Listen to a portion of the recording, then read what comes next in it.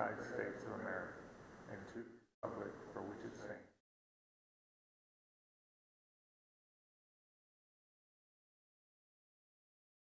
Please remain standing for a moment of silence.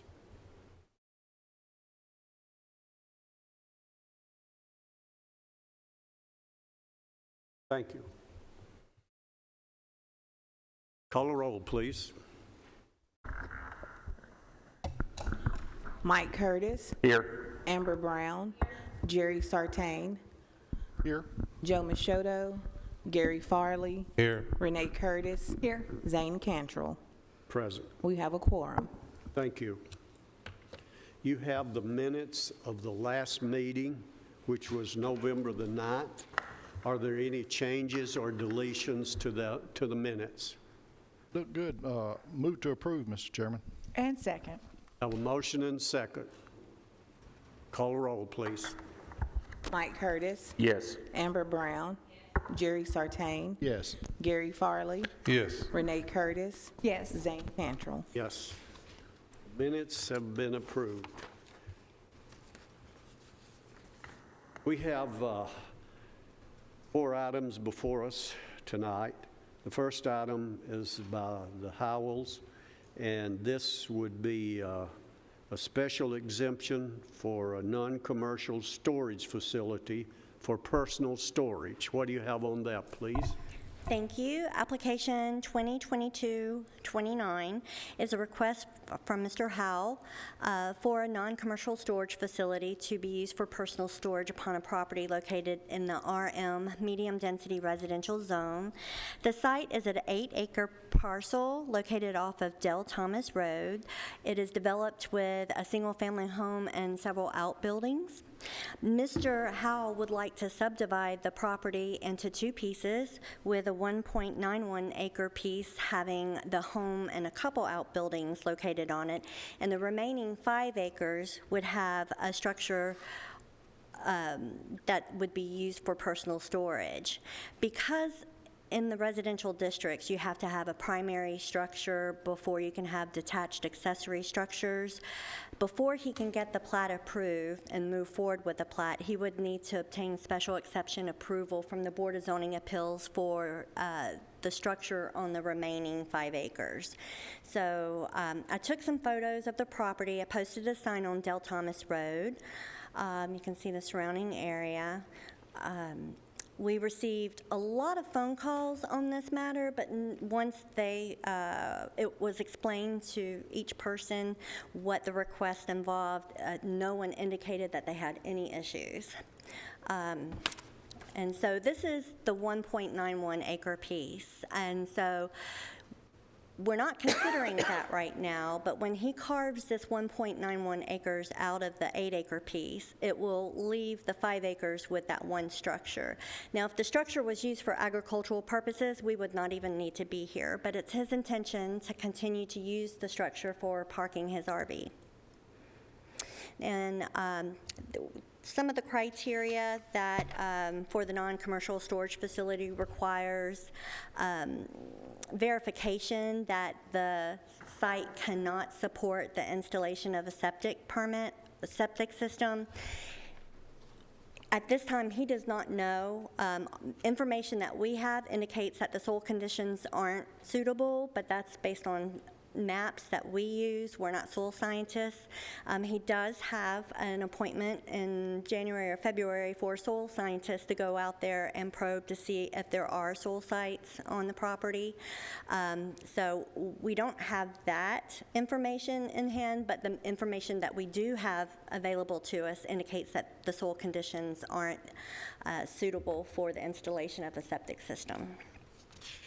So with that exception, staff found that it met the criteria and recommend approval. And if you would like to consider the conditions that we recommend, that the minimum required setbacks are met and that he must continually comply with the standards for non-commercial storage, meaning he cannot use it for any storage related to a business, cannot use it for a business or reside in it. And that concludes our presentation. Do we have anyone here representing this request? If you'll come around to the podium, give us your name and any additional information you want to share about this. I understand this is for your personal use. Yeah, come around and, I am Harvey Howell, so I own the property. okay, talk to these folks out here. Oh, well, I'm the owner of the property, so, and I went ahead and got the permit. I've had it inspected, and it passed the inspection. And I'll have a soil scientist doing his thing in February the 23rd. Excuse me, what permit, you said you had it inspected for what? Because I didn't have a building permit when I built the building, so. And and that's pretty much all I know. I mean, So you've already built the building, but you've pulled a permit to get it inspected after the fact? yes, I did. How long has it been since it's been built? Right at a year. Okay. So I didn't realize at the time I needed a permit. I thought I owned the property, so I built a structure. And then I found out, I still own the property, but I needed a permit.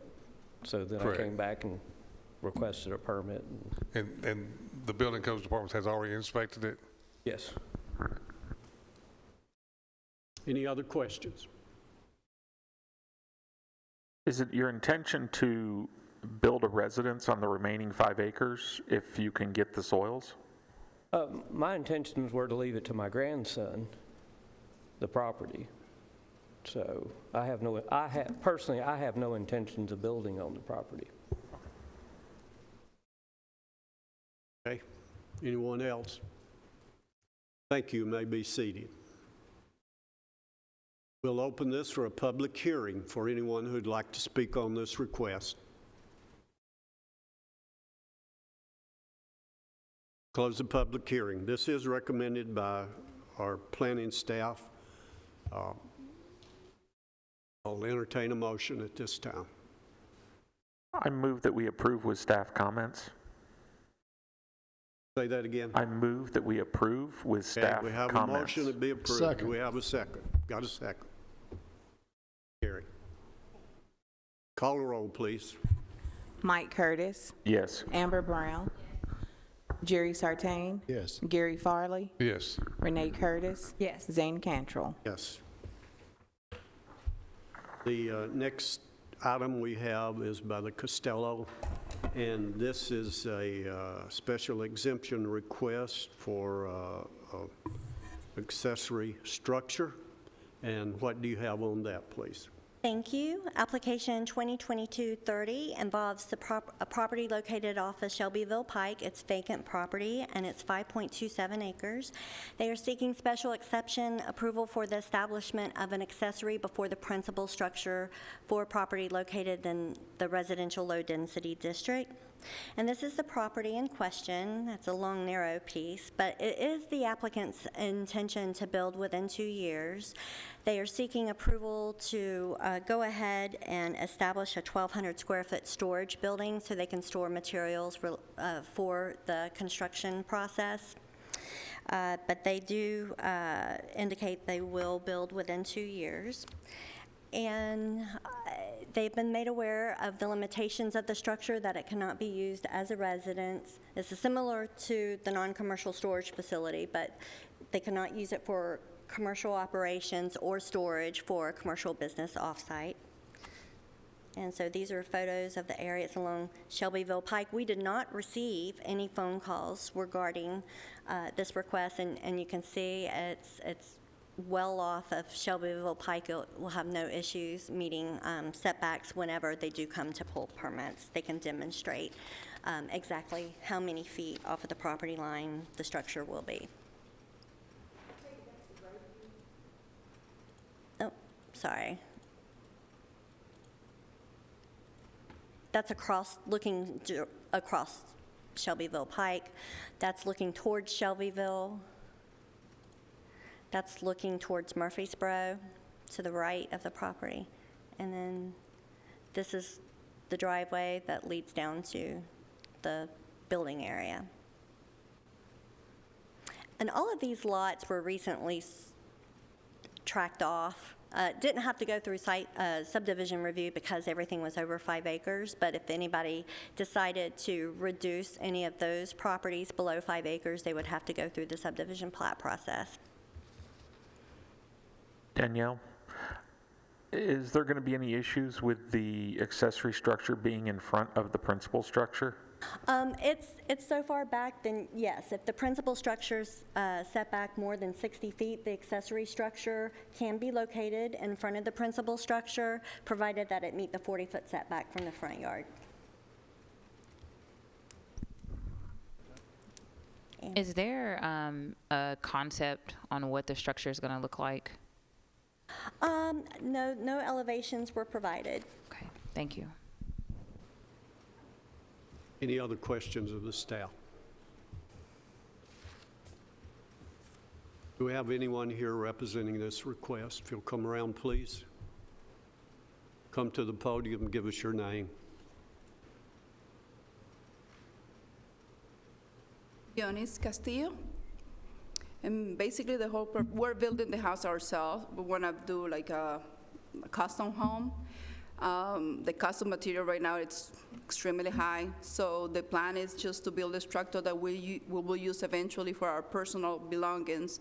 Use it now to storage the materials that we will need for the house. We already started cleaning the area a little bit. So we already have a septic permit pulled up. So the plan is to build, hopefully, in the next year, not two, hopefully. And that's it. Any questions? Thank you. You may be seated. We'll open this for a public hearing for anyone who'd like to speak on this request. Close the public hearing. We do have a recommendation that it be approved by our staff. Do I have a motion? We have a motion on it? Approved with staff's recommendations. Have a second. Got a second. Call the roll, please. Mike Curtis, Yes. Amber Brown, Jerry Sartain, Yes. Gary Farley, Yes. Renee Curtis, Zane Cantrell. Yes. Next item we have is by the Hackneys, and this is a special exemption for a home-based business excavation. What do you have on that, please? Thank you. Application 2022-31 filed by Mr. Terry Hackney involves the location at 1850 Smith Hall Road. It's a request for special exception approval allowing the establishment of a major home-based business involving an excavation company for property located in the RL zone. It's a very large property with 150 acres. You've seen Mr. Hackney a couple times on this property. First for an accessory before the principal. He obtained special exception approval, and then he came back later and obtained approval for an event venue, a rural retreat. So that currently operates on the property, but at the end of Smith Hall Road, he has another entrance, and there was an existing structure there that he would like to utilize for his home-based business, and I believe some additions have been constructed that will need to be permitted. He was notified by code enforcement that he needed to obtain home-based business approval, and so immediately he was in making application to come before you guys. So this is the site in question. We did receive a couple calls regarding this matter. No one indicated any opposition. However, someone did indicate a concern about them possibly creating a road or using a road that connects to Richland Richardson Road. Now, Mr. Hackney has not indicated that he would use that Richland Richardson entrance to the property for his business purposes. All the traffic created by the home-based business, from what I understand, will be on Smith Hall Road, which has a very limited number of tracks located off of it. However, there is a subdivision planned at the intersection of Smith Hall and Halls Hill Pike. did I say intersection? A subdivision. It's a planned unit development, single-family detached homes. And so these are photos of the site. This is the wedding venue that you see in the background. They have a couple homes on the property. They're allowed to have homes. He resides on the property. And he also owns the tracks across the street, Smith Hall Road. So this leads to the dead end, and you can see in the background the structure that's being used for the excavation business. Now, he just plans to park trucks and maintain his dump trucks and service trucks on site. His business hours will be 7 a.m. to 5 p.m., and he has no plans to install a sign to advertise this business. And so they actually had to go through site plan review for the wedding venue, and so we just took that site plan that was approved, and he showed us where the improvements were and where the existing homes were on the property, so you could get an idea of everything that's located there. And staff recommends approval with the condition that he continually complies with the provisions found in Section 1101N1 for home-based businesses, and that the structure that's used for the home-based business must be inspected by the Building Codes Department and the Fire Department to determine that all applicable building and safety codes are met. And that concludes our presentation. This 150 acres is just off of the Halls Hill Pike. Yes, sir. About how far out from the city limits? Do you have any? Oh, my goodness. I Quite a couldn't bit. tell you. No, it's not as far as you might think. Maybe 2 or 3 miles. Okay. So, make sure I'm clear in my head. So there were some things that he actually went through, got approved before, but on this part of it, building codes caught them without being approved for a major home-based business. Is that? I guess that's the sequence of events. Yes, he obtained approvals for a detached structure, the wedding venue, and I'm just assuming, giving him the benefit of the doubt, that the structure that he's using and maybe built onto was on site on the property when he purchased the property, and I guess he just started using it for that. But I don't know if it was the result of a neighbor's complaint or if it was just something they witnessed when they were out on site inspecting another home. Okay. My next question is, with the wedding venue, was that looked at locally here? Yes. In our building codes? It did not meet the requirements to go to the state? I guess not, but they went through the process that was required of them at the time. So they did have to go through site plan review. Fire had to the fire marshal had to inspect it, and building codes inspected it and made sure that it met the requirements for a building that's used for group assembly. So. Okay, thank you.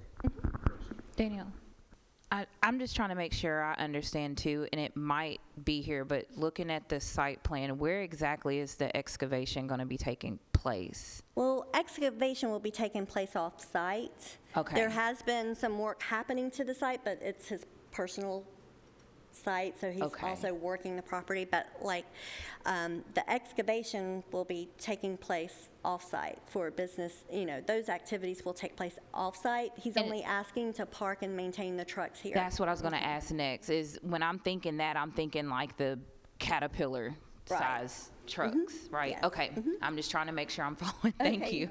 No problem. Mike? Question on, I'm looking at the public-facing GIS site and the imagery from January of last year. I realize it's almost a full year, but I'm counting at least 17 vehicles and 5 trailers and 2 RVs in addition to the heavy equipment. I'm assuming building codes is going to pull that down to what a major home-based business would be allowed.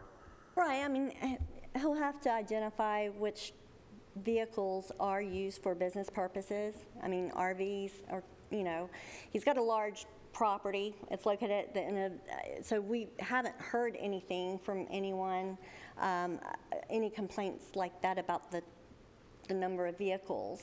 But I imagine at any given time, there'd be a lot of vehicles whenever there's an event being held. But if any of those vehicles are used for the business purposes, he'll have to stay in compliance with the number that he's indicated on the application or the standard for major home-based businesses. Yeah, I wasn't even looking at the event space. I was looking at just around the structure he was using Right. in this application. Okay. So that's the count I got just from looking at that area, so. Let's get the applicant up here and we can ask some of these questions directly. Do you have anyone here representing Field? Come on up, please.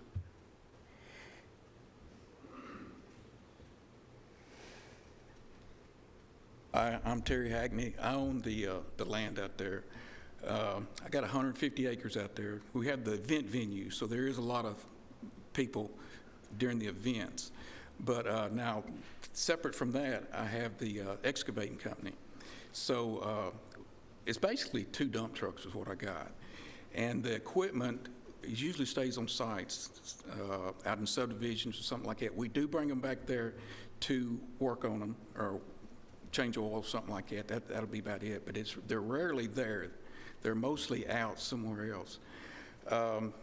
As far as the road coming in on the other side y'all was asking about, that was my water line. I had to run a water line from Halls Hill Pike, 5,200 feet, to this property. So that's not really a road. That's a water line running down through there. There were a lot of vehicles up there. When I bought the property, it was kind of like a junkyard, and we've been working them out, so they've been coming out. Any other questions? I know it's a bunch. So how many, like you said, there in that picture, there's 17 there. Yeah. Any, I mean, We're getting rid of those. Those are some we pulled out of the woods.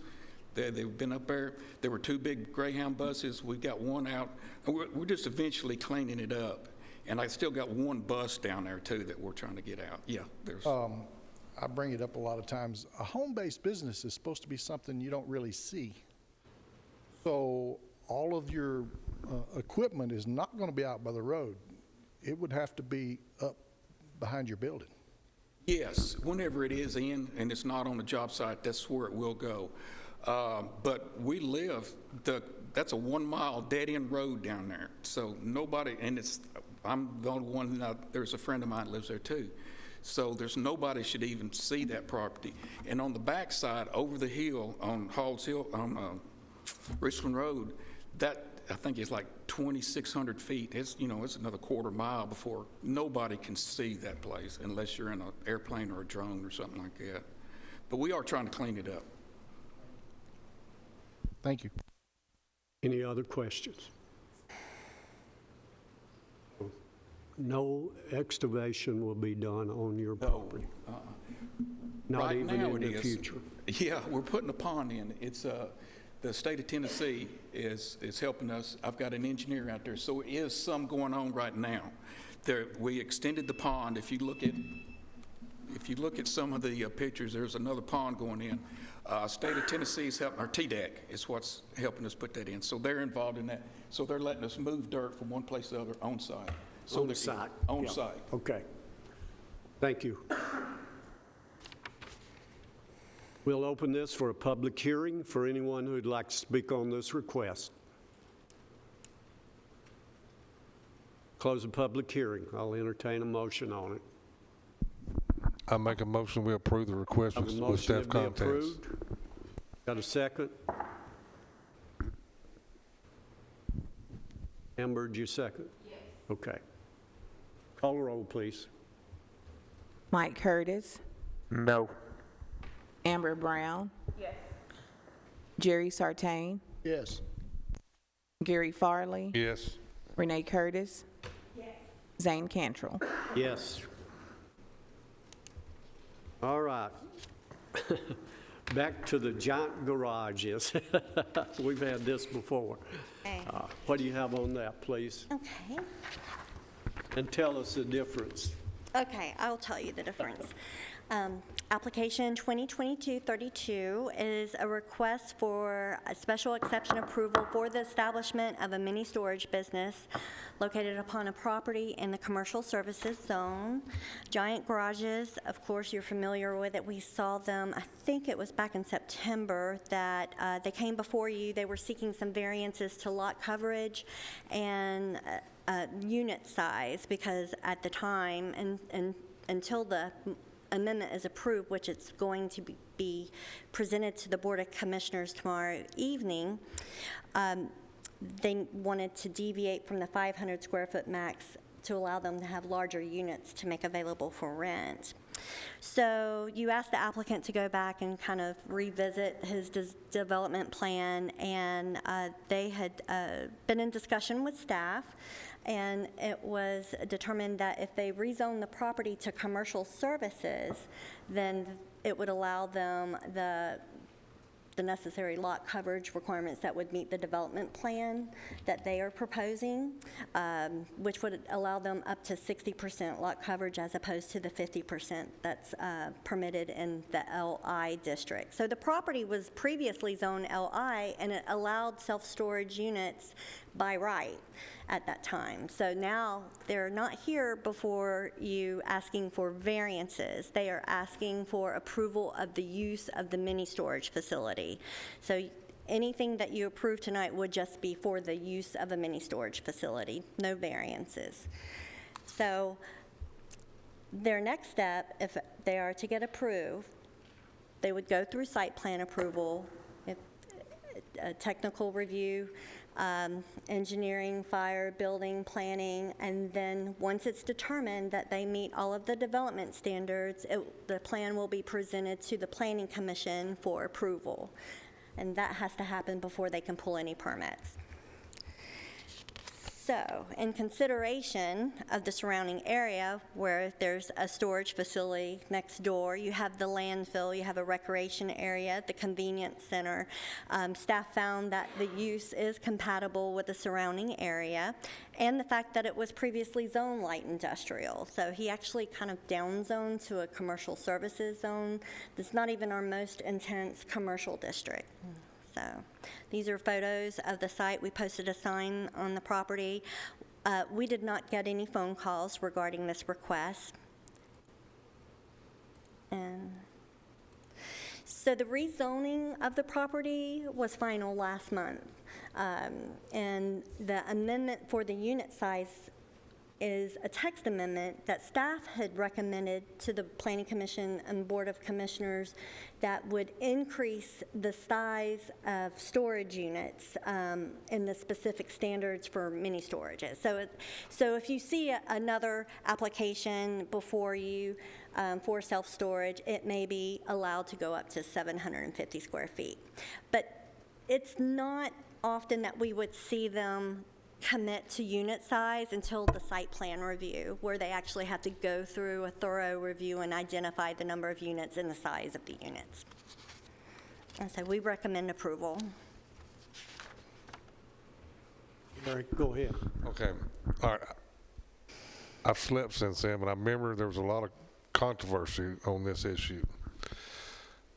And the applicant decided to go back and kind of drop it that night and go back and meet with planning department staff.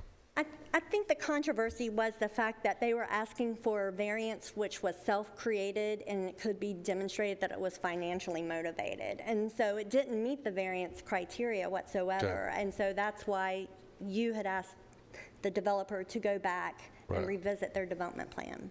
And by doing what he's done and what you all have met with him, it's your opinion that the controversy that was before us has been alleviated. Is that correct? Yes, there are no need for variances at this time, but we will review the plan and make that determination during site plan review. We'll make sure that he complies with the standards that are in place during our review. Okay, thank you. The new standards. Anyone else come in? Do we have anyone here representing this? If you'll come around, please.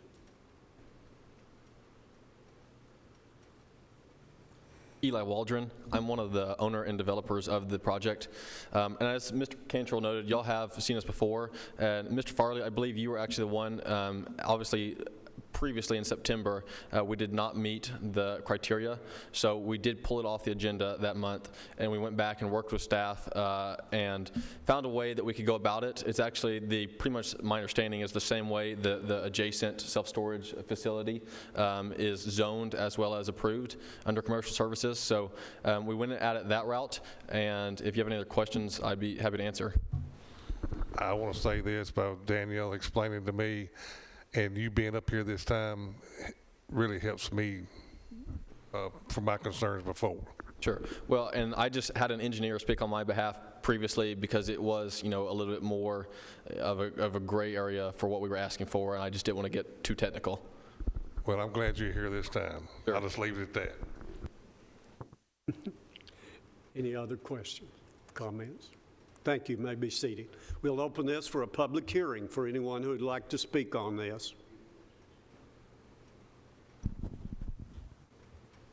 Close the public hearing. We have a motion on it. Mr. Chairman, I'll make the motion we approve the request with staff comments. I second.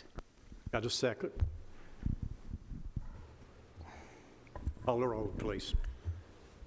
Mike Curtis, Yes. Amber Brown, Jerry Sartain, Yes. Gary Farley, Yes. Renee Curtis, Yes. Zane Cantrell. Yes. It is approved. Do you have anything else for us? No, sir. Renee, do you have any instructions for us? They're ready for us at Marinas on the Square. Thank you. We are adjourned. Thank you, everyone.